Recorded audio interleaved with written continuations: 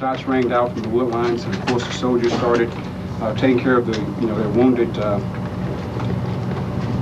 friends and making sure that proper medical care was given.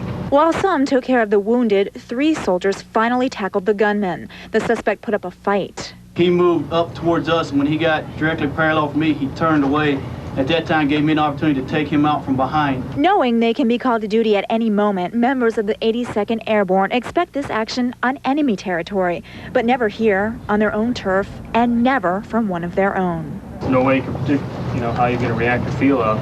I would say it, shook me up. It was a surprise, I think, to everybody, and hopefully something that'll never happen again. Now, Fox 22's Suzanne Robinson with more on the heroes of the day. There's little doubt these men saved a lot of lives today, but the 3 Special Forces soldiers who tackled the gunman to the ground say they were just doing what they were trained to do. Partly training, partly character. It's just, you don't have time to think about it. You react to the situation, and you sit down and think about it, you'll probably talk yourself out of it.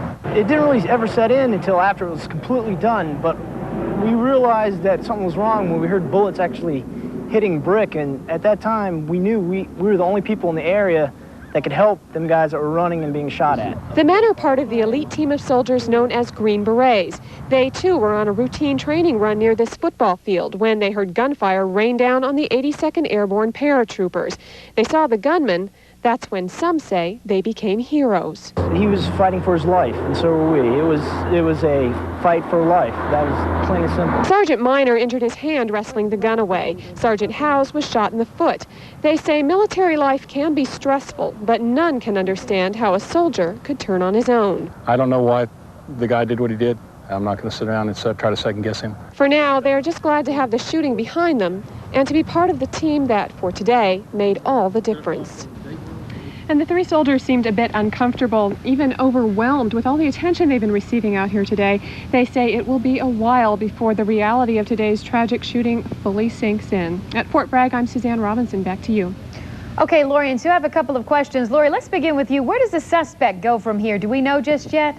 Well, Kreutzer has been spending all day here at Fort Bragg, but we're told there are no jail facilities on base, so he'll either spend the night in the Cumberland County Jail or be taken to Camp Lejeune, and he'll meet with his attorney tomorrow.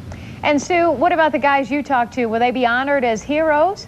Well, Carolyn, they haven't been told that they're going to be receiving any honors yet, but they say just having the opportunity to be home, safe and sound with their families tonight is reward enough. Okay, thanks, Lori and Sue, for that live report. Matt? One of this morning's victims airlifted to Duke Medical Center for treatment. Tonight, he is in critical condition, suffering from a gunshot wound to the neck.